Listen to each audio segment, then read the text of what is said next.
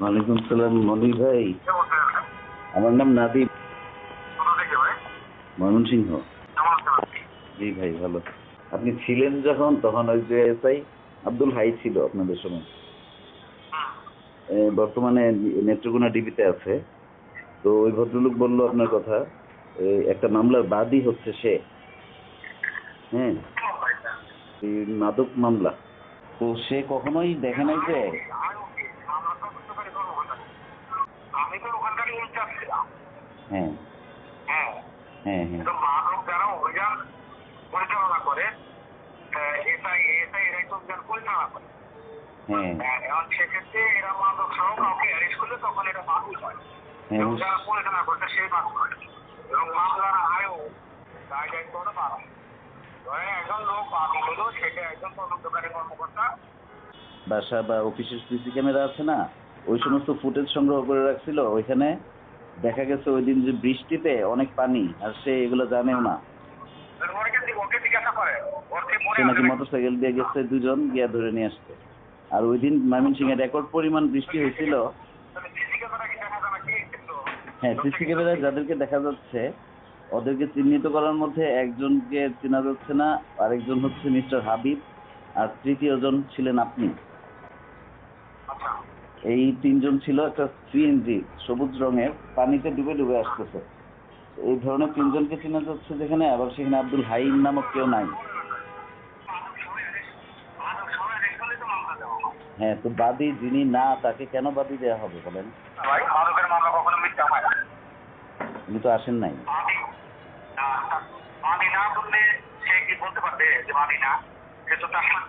মানে আপনি বা সে দুজনের একজনও তো এই কথা বলতে পারবেন না, যখন ভিডিও ফুটেজে এটা পাওয়া যায় সে ছিলই না, তখন দুজন এটা বললে হবে?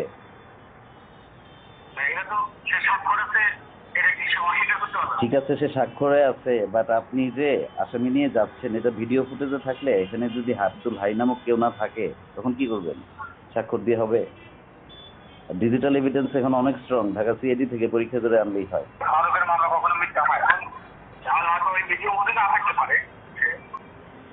হ্যাঁ হ্যাঁ হ্যাঁ, কিন্তু লেখাটা তো ওইভাবে লিখতে হবে যে আমি ছিলাম না, কিন্তু আমাকে ইত্যাদি বাদী বানানো হয়েছে, তাই না?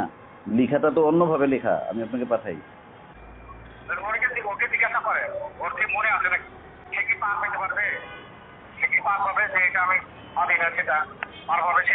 না, মোটেই না।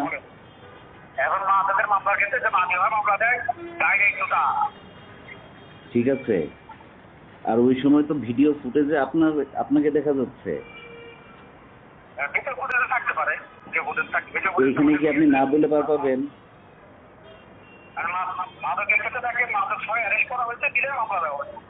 ধরেন মাদক বা চুরি করছে বা যেটা নিয়েই আপনি অ্যারেস্ট করছেন, যেখানে আপনি স্বয়ং উপস্থিত, সেখানে আপনি না বললে পার পাবেন? ভিডিও ফুটেজে যেখানে আপনি, বুঝতে পারছেন কথাটা? থাকতেই পারেন, সেটাই বলতেছি। সেখানে তো না বললে পার পাওয়া যাবে না। যেরকম সে স্বাক্ষর করছে, সে ছিল না, সে স্বাক্ষর করছে যে ওইটার জন্য তার জবাবদিহি করতে হবে। মামলার মধ্যে তার কোনো কাহিনী আসবে না তো।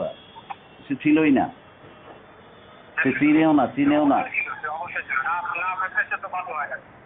হ্যাঁ, এবং আরো কাহিনী কি হয়েছে, ওই সে যে কোর্টে গিয়েছে একবার, সে অন্য কাউকে যে আইডেন্টিফাই করছে, নট নাদিম, সেটাও সে ভুল করছে, সেটাও আবার রেকর্ড আছে তার।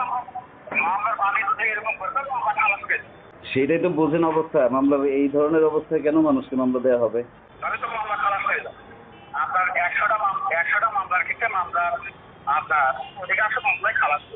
এই কাজটা করা ঠিক? এই যে মিথ্যা এতগুলো। না না, মাদকের কথা বলি নাই, বাদী মিথ্যা। বাদী ছিল না তো, ওইখানে তো ইনচার্জ আপনি ছিলেন।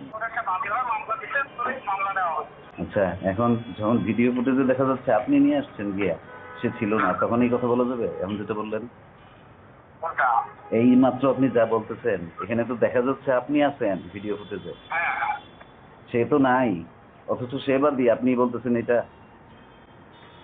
আর দ্বিতীয় আরেকজন ব্যক্তির সম্পর্কে খোঁজ নিয়ে দেখি সে দুনিয়াতেই নাই।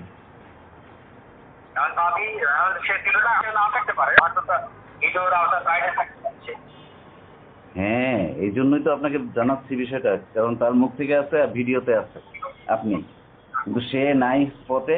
আরেকজন যে ছিল মিস্টার হাবিব নাম নাকি, সে দুনিয়াতেই নেই, এটা জানেন? হ্যাঁ, উনি মারা গেছেন স্যার। আর মাদক মামলার ক্ষেত্রে আপনার এটা আপনার মামলাতে মাদক মামলার ক্ষেত্রে এটা, মানে মাদক মামলার ক্ষেত্রে যে স্পেশালি আপনি কোট করে বলতেছেন কথাটা, এটা ধরেন একটা চুরি মামলা হইতো বা অন্য অপরাধের মামলা হইতো, সেই ক্ষেত্রে কি আরেকটা? মাদকের মামলা কখনো আপনার মাদকের মামলা কখনো মিথ্যা হয় না। সেটা প্রসঙ্গ না ভাই, বাদীটা আমি থাকেন, সে আসেও নাই, সে যায়ও নাই, কয়েকটা সিসি ক্যামেরার ফুটেজে আছে এটা। নাও হতে পারে, এটা সে বাদী হলো কেন তাদের তাকে বলেন। হ্যাঁ, কিন্তু যিনি উপস্থিত আছে তাকে বলেন যে বাদী হলো কেন সে, যে আপনি যে বলতেছেন না এখানে আপনি বাদী হলেন কেন, তাকে বলেন যে আপনি বাদী হলেন, আপনি ছিলেন না, আপনি বাদী হলেন কেন, আপনার স্বাক্ষর আছে সব আছে, আপনি বাদী হলেন কেন। সে ওখানে, ভাই আমি বলি শোনেন, হ্যাঁ, মাদকের মামলা কখনো মিথ্যা হয় না। আর তখন বাদী আরেকজন হবে যিনি আসেন নাই স্পটে। মানে তাকে বলেন যে আপনি ছিলেন না, তাহলে আপনি মাদকের মামলা দিলেন কেন। সে ওই সময় ইনস্ট্যান্টলি আপনার নাম বলতেছে, আইসি মনির স্যারকে জিজ্ঞাসা করেন। সে মাদকের মামলা ক্ষেত্রে সে বাদী হলো কেন, আমার প্রশ্ন হচ্ছে সেটা, যে যখন ছিল না তার বাদী হয়ে গেল কেন। আচ্ছা, আর এখানে আপনি বারবার এই যে মাদকের মামলা বলতেছেন, এটা কি তখন একটা ইজি ওয়ে ছিল? কিসে? মানে একজন মানুষকে মামলা দেওয়ার জন্য অন্য ধরনের মামলা একটু কঠিন, তাই মাদক। মামলা কখনো মিথ্যা হয় না। যে কোনো মামলার ক্ষেত্রে বাদী তো বাদী, আসামি তো আসামি, তাই না? মাদকের মামলার ক্ষেত্রে তো আমরা বাদী হয়ে ওঠা সরকারি সংস্থা, পুলিশ বা মাদক বোর্ডে অধিদপ্তর অথবা হ্যাঁ, রাইট, আপনারা বেশ কিছু ক্ষেত্রে রাষ্ট্রের পক্ষে নিজে বাদী হন, সেটাই তো বলতেছি। শুধু মাদক স্পেসিফিক করতেছেন কেন? এটা তো অনেকগুলো বিষয়ই আছে এখানে। আপনার এমনি হোম ডিস্ট্রিক্ট কোথায় ভাই? হোম ডিস্ট্রিক্ট সিরাজগঞ্জে আমাদের একজন স্যার আছেন উল্লাপাড়া সলঙ্গায়, খান সাইদ হাসান, চিনেন? থাকতে পারে। আপনার বাড়ি কোথায় সিরাজগঞ্জে? আমি কিন্তু শুরুতেই আমার নাম বলে নিচ্ছি। মনির ভাই, আপনি আমাকে পরে ফোন দিবেন, নাম্বারটা রেখে দেন। হ্যাঁ, থ্যাংক ইউ।